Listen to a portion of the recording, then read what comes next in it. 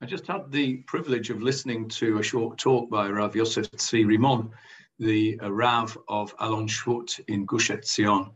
And within this talk, there was an inspiring idea, which I really felt I had to share with you. As we know, Erev Yom Kippur today, we need to think about how we can improve ourselves. What kind of things can we do better in the coming year? This is a good day to think about those things. And as we also know, 5782 is Shmitta year. And imagine for a moment, let's go back in time for a couple of thousand years, and imagine a utopian situation in Eretz Israel where everybody was farmers. And I know it didn't happen, but imagine that everybody was religious, everybody was observant, and everybody kept Shmitta. So during the 6 years of the Shmitta cycle, when we're working, the farmers are all working hard. They get up early and they do all their farming and they collect the produce and they sell it. And it's hard life being a farmer, I imagine. I don't fancy it very much myself, but it's hard work. Then comes along Shmitta and everybody stops doing what they were doing. And they are mafkir. They make their land ownerless, and anybody can go into anybody's field and take whatever food they want or whatever they need, including yourself. You can go in your own field and take what you need, just can't sell it. So there's no tending of the fields that goes on, or very little, and there's no commercial activity. Imagine all those farmers have suddenly got all this time on their hands that they didn't have before. So what would they have done? They would have done all the things that they've been waiting to do for the last 6 years. So their wife would have said to them, you know, that bathroom cabinet that's hanging off that I've been asking you, nagging you to fix, well, go and fix it. So they would have done that. And then they would have gone off and perhaps learned some Torah, maybe done a shir every day for an hour or two.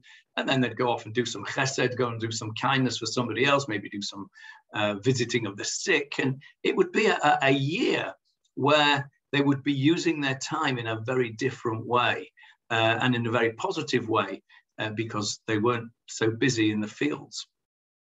And this opportunity then would arise for them to change the way they lived their lives. And the idea would be that in the 6 years that followed Shmitta, the knock-on effect of having done all these extra good things that you've been able to do during the Shmitta year would have a knock-on effect throughout the rest of your life and elevate you into a better person, in fact, which is what we're charged with doing and with being. So Rav Rimon suggests the following. Yes, that was a utopian suggestion that we're not all farmers today, and we're not all religious, and we're not all observant. And the fact that whatever occupations we are in, the fact that it's Shmitta year doesn't actually make a difference to us, because we're not being mafkir our farms and we're not being mafkir our businesses, as it were.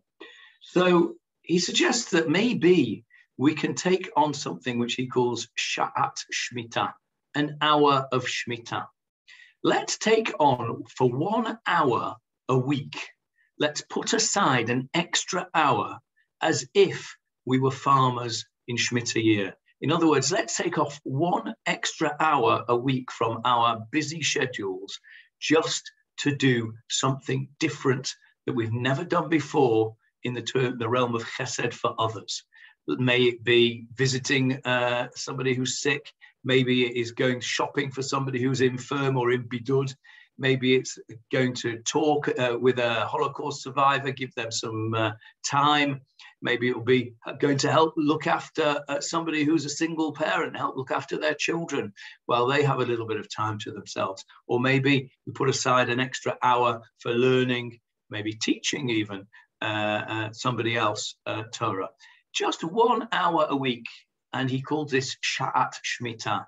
That way we can have a little taste, if you like, of what Shmitta is really all about.